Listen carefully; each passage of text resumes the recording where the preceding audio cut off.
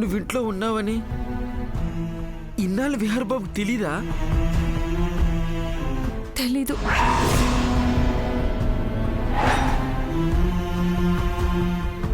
చాలా పెద్ద తప్పు చేస్తున్నావు లక్ష్మమ్మ.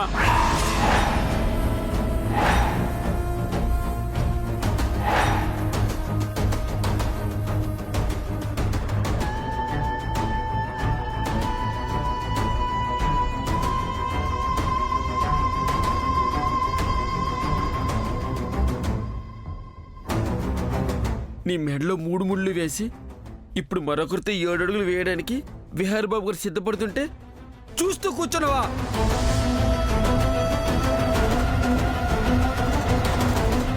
లేదు లక్ష్మమ్మ, లేదు. నీకు అన్యాయం జరగకూడదు. ఈ నిశ్చితార్థం ఎలాగైనా ఆపాలి. మీ మధ్య జరిగిన పెళ్లి గురించి నేను అందరికీ చెప్పాలి. పండన్న పండన్న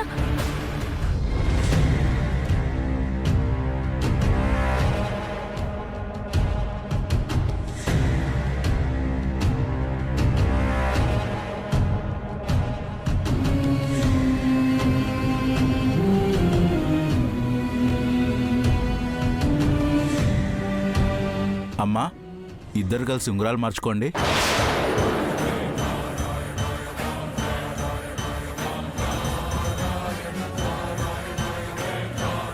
పండన్న పండన్న నేను చెప్పేది విను. నువ్వు చేసే ఈ పని వల్ల నిశ్చితార్థం అన్నా. అన్నా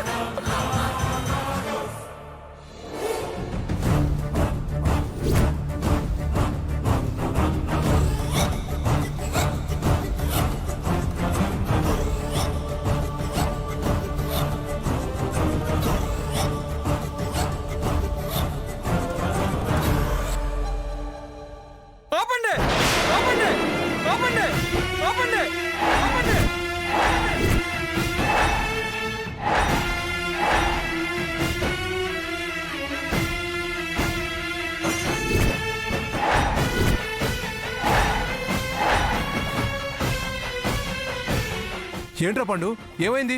ఎందుకలా అరుస్తున్నావు? అయ్యగారు, ఈ నిశ్చితార్థం జరగడానికి వీల్లేదు.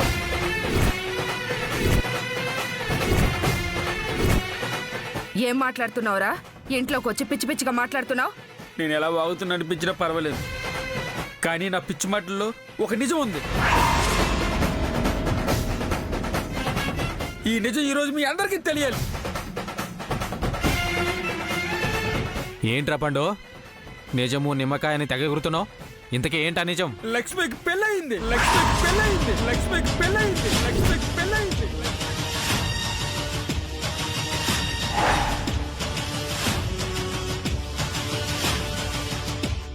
పండు, లక్ష్మికి పెళ్ళైతే ఎవడకు కావాలి? దాన్ని మొగుడు వదిలేస్తే ఎవడకు కావాలి? ఆయన దానికి పెళ్ళైతే నీకు నొప్పెట్టి ఈ నిశ్చితార్థం ఆపడం దేనికి? ఎందుకంటే లక్ష్మికి నిశ్చితార్థానికి సంబంధం ఉంది కాబట్టి.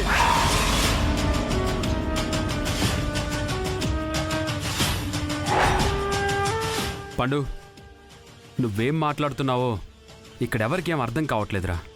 అసలు నువ్వేం చెప్పాలనుకుంటున్నావు అది చెప్పు.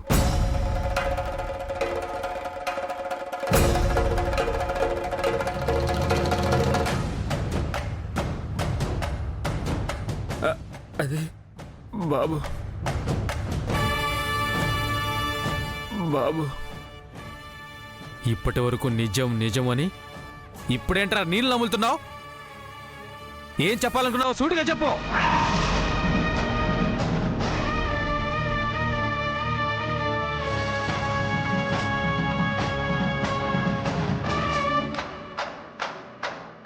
లక్ష్మి భర్త ఎవరో కాదు, విహారి బాబు.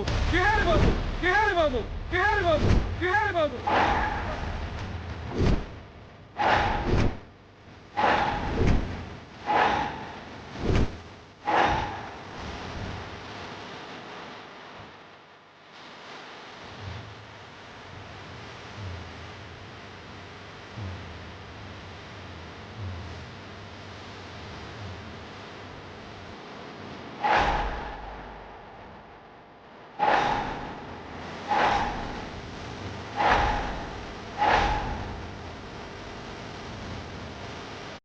పండు, పిచ్చి పిచ్చిగా వాగావంటే పుచ్చ పేలుతుంది.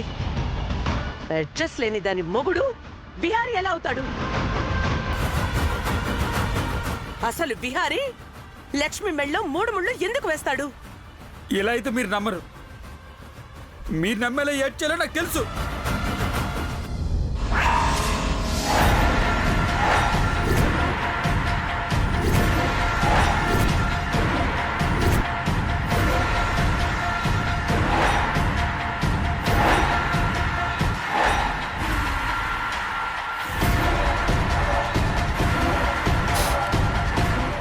లక్ష్మమ్మ, ఇన్ని రోజులు అజ్ఞాతలో ఉండదు చాలు. ఇక నువ్వు చాటుమాటుగా ఉండాల్సిన అవసరం లేదు. ఇట్రా.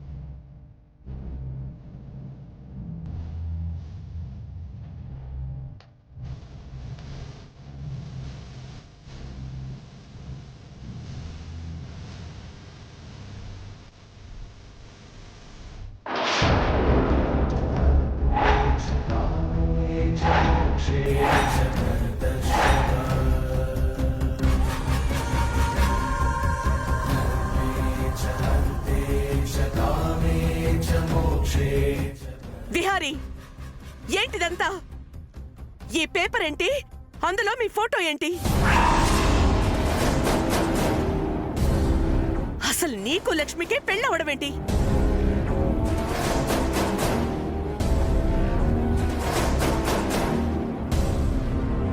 అత్త, అది అసలు ఏం జరిగిందంటే విహారీ నువ్వు వాగు.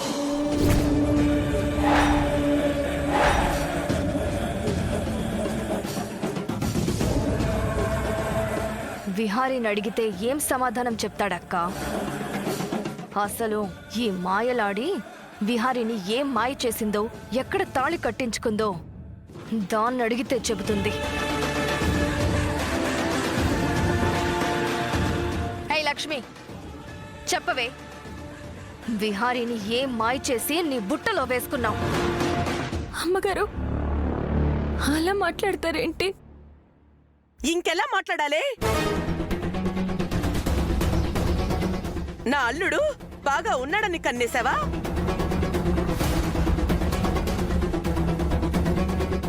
డబ్బున్నవాడు ఎంతైనా దోచుకోవచ్చని తన చేత నీ మెళ్ళో 3 ముళ్ళు వేయించుకున్నావా? వదినా, ఒక్క నిమిషం ఆగుతావా? విహారీ, ఏంట్రా ఇదంతా? నీకు లక్ష్మికి పెళ్లి జరిగిందా? ఈ విషయం నాకు ఇప్పటి వరకు నాకెందుకు చెప్పలేదు? నా దగ్గర ఎందుకు దాచిపెట్టావు? ఆహాహా, బావుందమ్మా, చాలా బావుంది. మీ తల్లి కొడుకుల నాటకం చాలా అద్భుతంగా ఉంది. అందర్నీ వెధవలం చేసి ఆడుకోవటం ఇంకా మహా అద్భుతంగా ఉంది.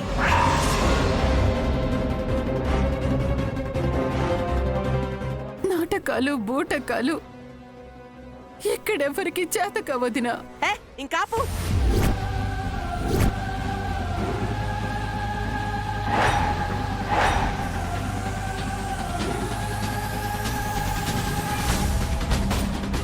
నీ గురించి నాకు తెలీదా యమునా? నీ కొడుకి లాంటి వేషాలు వేస్తాడని, ఇలా మోసం చేస్తాడని నీకు ముందే తెలుసు. ఈ లక్ష్మి మెళ్ళు నీ కొడుకు 3 ముళ్ళు వేశాడు అన్న సంగతి కూడా నీకు ముందే తెలుసు కదా. అందుకే కదా గుట్టు చప్పుడు కాకుండా ఒక అనామకురాల్లాగా దీన్ని ఈ ఇంట్లోకి తీసుకొచ్చి పెట్టావు.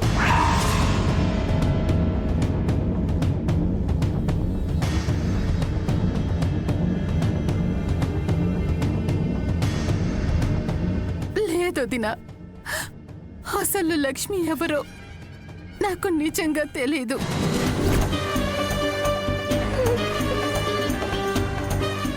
నన్ను కాపాడిందని ఒకే ఒక్క కృతజ్ఞతా భావంతో తనని ఇంటికి తీసుకొచ్చాను.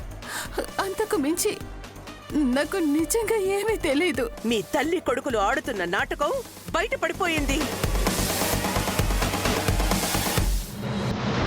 ఇంకా మమ్మల్ని మోసం చేయాలని చూడకండి.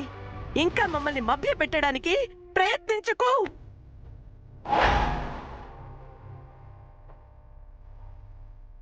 ఎందుకురా ఇంత పని చేసావు? ఈ అనామకురాల్ని ఈ ఇంటి కోడల్ని చేసావు. ఒరే, నిన్ను మేము ఎంత అభిమానించావురా. నిన్ను బంగారంలా చూసుకున్నందుకు మా మీదే బురద చల్లావురా.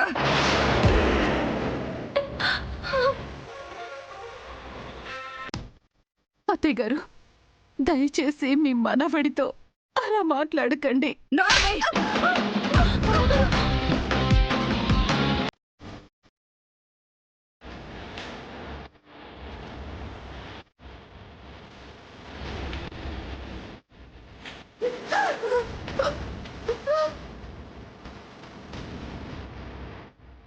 నానమ్మ ప్లీజ్. నువ్వు మాట్లాడుకో.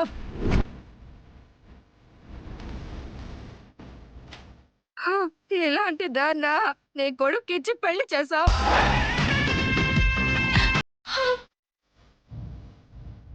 ఇలాంటి దాన్నా ఈ కుటుంబానికి కోడల్ని చేసావు. ఏ అర్హత ఉందని దీన్ని ఇంటి కోడల్ని చేసావు.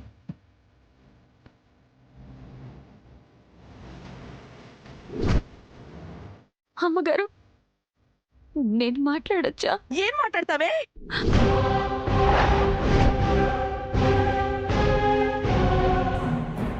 చేసిందంతా చేసి నంగ నచ్చిలాగా నాటకాలాడి ఇప్పుడేం మాట్లాడతావు? జరిగిన దాంట్లో విహారీ గారిది కానీ యమునమ్మ గారిది కానీ ఎవరిది తప్పు లేదు.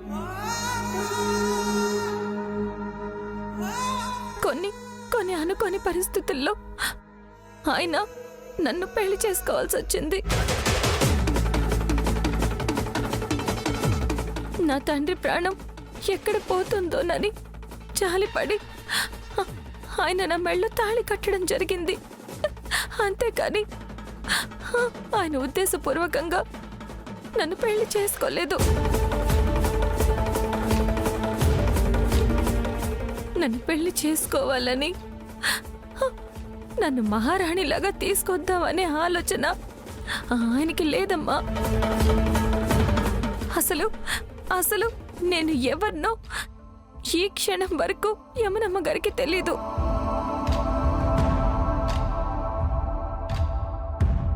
ఆపవేని డ్రామాలు.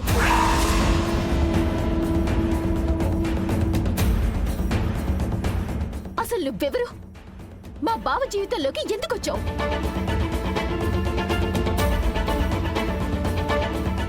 మా కుటుంబంలోకి అడుగుపెట్టి నా కలలన్నీ చెరిపేసి నా జీవితాన్ని నాశనం చేశావు.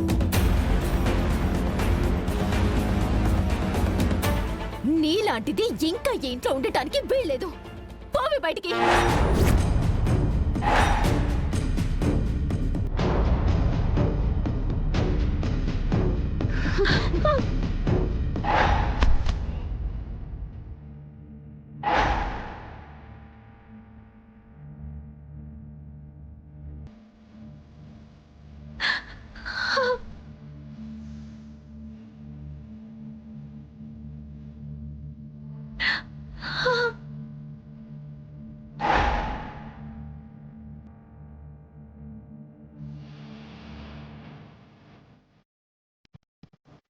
అమ్మా సహస్ర, ఏంటమ్మా ఇదంతా? పద్మాక్షి, నువ్వన్నా చెప్పమ్మా. ఆగు నాన్న.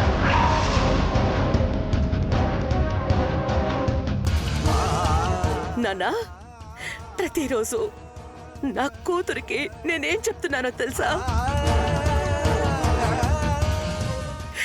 ఇకపై నీ బావే నీ సర్వస్వం. ఇకపై ఈ ఇల్లే నీకు శాశ్వతం. ఈ ఇంటికి కోడలిగా అందరినీ కంటికి రెప్పలా చూసుకుంటూ ఈ ఇంటి కోడలిగా బాధ్యతల్ని నీ భుజాన వేసుకో అని చెప్పాను. కానీ ఇప్పుడు అసలైన మాట చెప్తాను, అందరూ వినండి.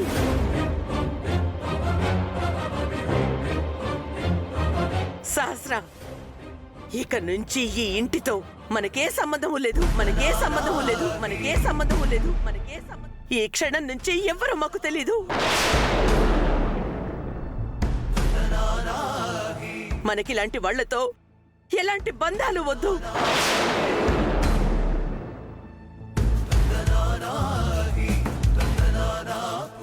అమ్మ పద్మాక్షి, ఏంటమ్మా ఆ మాటలు?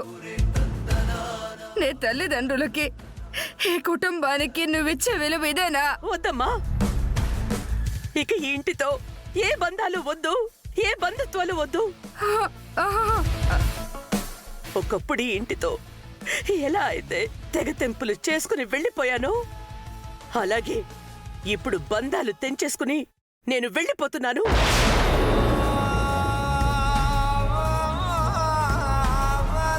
ఇన్నాళ్ళు నేను తిరిగొస్తాను అని మీకు ఆశ ఉండేదేమో, కానీ ఇకపై మాత్రం అలాంటి ఆశుంటే ఇప్పుడే చంపేయండి. మళ్ళీ ఈ ఇంటి గడప తొక్కుతాను అని మీ ఊహల్లో ఏమైనా ఉంటే అది ఇక్కడే చంపేసుకుని పాతేయండి. 20 ఏళ్ల పాటు కుమిలి కుమిలి ఏడ్చిన మీ కూతురి మనసుని మళ్ళీ అవమానించి పంపిస్తున్నారు. ఈ అవమానం నేను జీవితాంతం గుర్తుపెట్టుకుంటాను.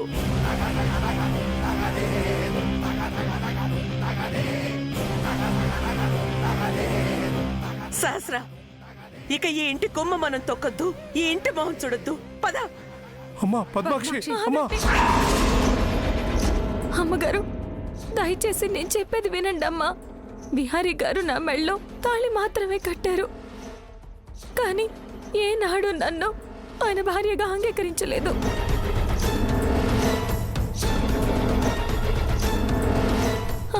ఆయన గొప్పతనాన్ని అర్థం చేసుకోండి. ఆ పేపర్లో ఉన్న ఫోటోని, నా మెళ్ళలో ఉన్న మంగళసూత్రాన్ని చూసి అనవసరంగా మీ బంధాన్ని మీరు తెంచుకోకండి అమ్మా.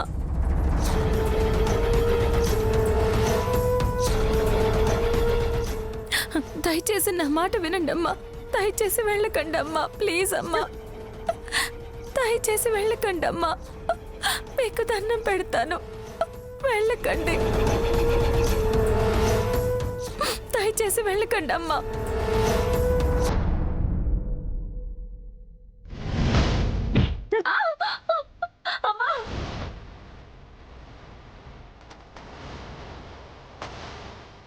పద్మాక్షి, అమ్మగారు వద్దమ్మా.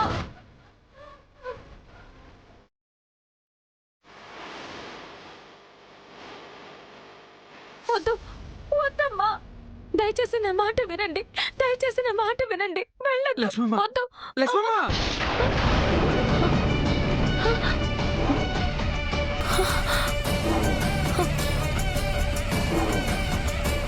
ఏంటైంది లక్ష్మమ్మ? నీళ్ళు నువ్వు ఏదో మాట్లాడుకుంటున్నావు. పండు, నిజాలన్నీ నువ్వు వాళ్ళకి చెప్పలేదు కదా? వాళ్ళ దగ్గరికి నువ్వు వెళ్ళలేదు కదా? లేదమ్మా, ఎక్కడే ఉన్నాను కదా, నీ కళ్ళ ముందు ఉన్నాను కదా. లక్ష్మి, ఇక్కడున్నావా? అక్కడ పంతులు గారు ఉంగరాలు అడుగుతున్నారు. ఇదిగో అక్క, నువ్వు తీసుకెళ్ళు. సరే. లక్ష్మమ్మ, నీకు అన్యాయం జరగకూడదని అందరికీ చెప్పాలని అనుకున్నాను, కానీ ఇప్పుడు ఈ విషయాలు బయటకు వస్తే అందరూ యమునమ్మ మీద లేనిపోయి నిందలు వేసేస్తారు. ఇప్పటి వరకు యమునమ్మ గారు పడిన బాధలు చాలు, అందుకే ఆగిపోయా. మరో పక్క నీకు అన్యాయం జరుగుతుంటే బాధగా ఉంది లక్ష్మమ్మ. పర్వాలేదు పండు, నా జీవితం ఎలాగో నాశనం అయిపోయింది. కనీసం విహారీ గారైనా సంతోషంగా బ్రతకాలి, తన కుటుంబంతో కలిసి ఆనందంగా ఉండాలి.